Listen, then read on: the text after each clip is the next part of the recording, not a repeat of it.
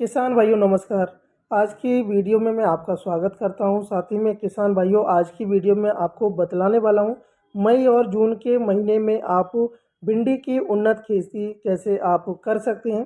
साथ ही में किसान भाइयों जो अभी अप्रैल का महीना ख़त्म होने वाला है तो मई जून के महीने में आप भिंडी की फसल अगर लगा देते हैं सही समय पर किसान भाइयों तो आपकी फसल भी जल्दी से ग्रो करेगी। साथ ही में जब आप मंडी में भिंडी को लेकर के जाएंगे बेचने के लिए तो उस समय मंडी में रेट काफ़ी अच्छे रहते हैं भिंडी के, तो आपको उत्पादन भी मिलेगा उस समय और साथ ही में किसान भाइयों प्रॉफिट भी डबल होने की संभावनाएं बनी रहती हैं। किसान भाइयों मैं आपका स्वागत करता हूं अपने यूट्यूब चैनल वीएन फार्मिंग में। अभी तक चैनल को सब्सक्राइब नहीं किया तो चैनल को सब्सक्राइब करें और घंटी वाले बटन को अवश्य दबा दें। और साथ ही में किसान भाइयों वीडियो आपको अच्छी लगे तो वीडियो को लाइक करें और शेयर कर दें जिससे कि अन्य किसानों को भी ये भिंडी के बारे में जब संपूर्ण जानकारी मिल सके। किसान भाइयों जब हम मई और जून के महीने में भिंडी की फसल लगाते हैं तो हम उसे वर्षाकालीन भिंडी की फसल बोलते हैं। तो मिट्टी की बात करें तो मिट्टी बलुई दोमट जो मिट्टी होती है काफ़ी उपयुक्त मानी जाती है भिंडी की फसल के लिए। वहीं पर किसान भाइयों जो हमारी जो सॉइल है खेत की उसकी जो पीएच मान की बात करें एल्कलाइन की तो 7 से लेकर के 7.5 तक काफ़ी अनुकूल रहता है इस फसल के लिए। साथ ही में किसान भाइयों खेत की तैयारी करते समय विशेष सावधानी रखनी होती है। जैसे कि अगर हमने सब्जी वर्गीय अन्य फसलें लगा करके उनकी हार्वेस्टिंग कर ली है, उन खेतों में अगर आप भिंडी की फसल लगाना चाहते हैं या फिर गेहूं की जो खेत है सरसों का खेत है उसमें लगाना चाहते हैं, सबसे पहले हमें अपने खेत में सिंचाई यानी कि पलेवा कर लेना है सबसे पहले। उसके बाद में 4 से 5 दिन के अंतराल में जैसे ही जो मिट्टी में थोड़ा नमी कम हो जाए तो उसके बाद में आप जुताई करा दें गहरी, जिससे कि मिट्टी में भुरभुरापन हो जाएगा तो आपकी जो सॉइल है उसमें उर्वरा शक्ति बढ़ जाती है। भिंडी की फसल में खाद प्रबंधन का क्या ध्यान रखना चाहिए किसान भाइयों।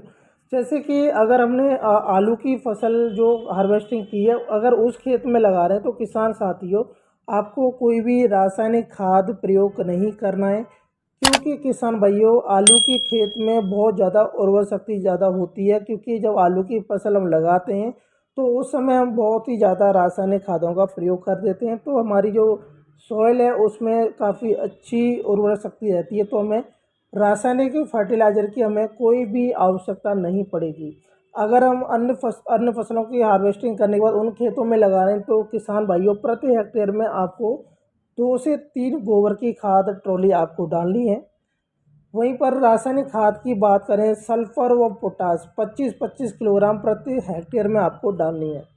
जब हम बिजाई करते हैं साथ ही में किसान भाइयों सीड की तो तापमान 27 डिग्री सेंटीग्रेड से 30 के बीच में रहना उपयुक्त तो माना जाता है इस फसल के लिए। वहीं पर किसान भाइयों जब 17 डिग्री सेंटीग्रेड से जो कम तापमान पर अगर आप बीज की बिजाई करते हैं तो आपका जो सीड है वो अंकुरित नहीं हो पाता है, कई सीड मर जाते हैं। तो आपको तापमान का भी विशेष ध्यान रखना है भिंडी की फसल में जब बिजाई कर रहे हैं आप। और अब सभी प्रकार की जो मिट्टी हैं आप उनमें भी आप भिंडी की फसल को आराम से कर सकते हैं, वो भी आपको बेड बनाकर करनी होगी। अगर आप नॉर्मल विधि यानी क्यारी विधि के द्वारा अगर करना चाहते हैं तो आप किसान भाइयों बिल्कुल भी भिंडी की फसल नहीं लगाएं। साथ ही में जल भराव वाले जो खेत हैं उनमें बिल्कुल भी आप नहीं लगाना चाहिए। किसान भाइयों अगर सीड की बात करें प्रति एकड़ में सीड हमें कितना चाहिए होता है, वैसे तो किसान भाइयों आप जिस एरिया में आप भिंडी की फसल लगा रहे हैं जहाँ से आप बीज को परचेज कर रहे हैं आप वहाँ पर भी पूछ सकते हैं हमें प्रति हेक्टेयर में कितना बीज डालना चाहिए। क्योंकि किसान साथियों में आपको एक्चुअल सीड की क्वांटिटी नहीं बता सकता, क्योंकि हर जगह का क्लाइमेट अलग होता है तो जो बीज की जो क्वांटिटी है अलग अलग की तरीके से बिजाई करते हैं। तो आप जहाँ से भी जो कृषि जो आपके जो नज़दीकी में जो सहायता केंद्र होते हैं वहाँ से आप परचेज करते हैं तो वहाँ पर आप पूछ सकते हैं, वो आपको आसान विधि से द्वारा आपको बता देंगे। तो उन्नत किस्में जैसे कि पूसा ए के नाम से आती है किसान साथियों, तो 35 से 40 दिनों के बाद में भिंडी लगना शुरू हो जाती है। तो आप यानी कि 50 दिन के बाद में अच्छा सा हार्वेस्टिंग कर सकते हैं। वहीं पर उत्पादन की बात करें 10 से 15 टन प्रति हेक्टेयर में निकल आता है। वहीं पर दूसरी वैरायटी की बात करें पंजाब 7 के नाम से आती है। बुआई के 45 दिन के बाद में भिंडी आना शुरू हो जाती है। और उत्पादन की बात करें तो 9 से लेकर के 12 टन प्रति हेक्टेयर उत्पादन निकल आता है। तीसरी वैरायटी किसान भाइयों आती है वर्षा उपहार के नाम से। बुवाई के 40 से 50 दिनों के अंतराल में भिंडी आना शुरू हो जाती है। उत्पादन की बात करें तो 10 से 12 टन प्रति हेक्टेयर निकल आता है। वहीं पर किसान भाइयों चौथी वैरायटी आती है VRO6। बुवाई के 35 से 40 दिनों के बाद में भिंडी लगना शुरू हो जाती है और उत्पादन की बात करें तो 13 से लेकर के 17 टन हेक्टेयर प्रति हेक्टेयर में उत्पादन निकल आता है।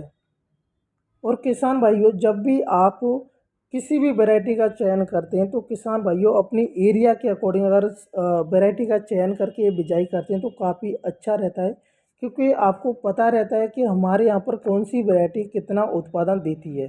तो वो आसान तरीका होता है किसान भाइयों।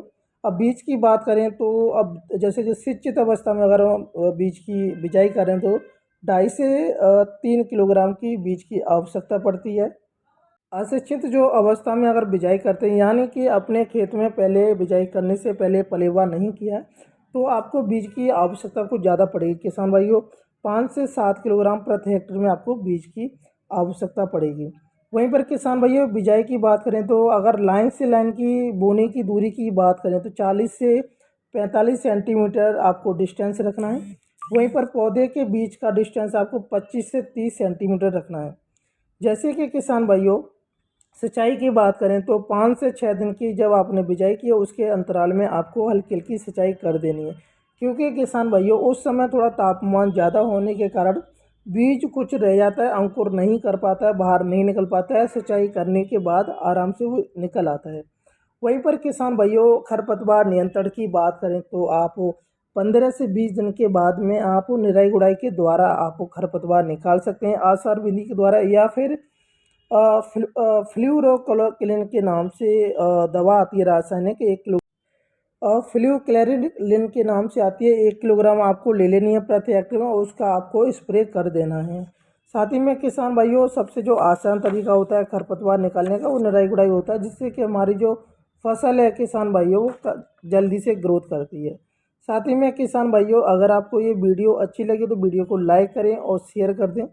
साथ ही में किसान साथियों मैं दूसरी वीडियो आपके लिए लेकर आऊँगा भिंडी की फसल में कौन कौन से रोग आते हैं, उनके बचाव हमें किस प्रकार करने चाहिए। सबसे पहले किसान भाइयों आप ज़्यादा से ज़्यादा वीडियो को लाइक करेंगे तो मैं समझ जाऊँगा कि आपको ज़रूरत है दूसरी नई वीडियो की। जय हिंद, जय भारत, जय किसान।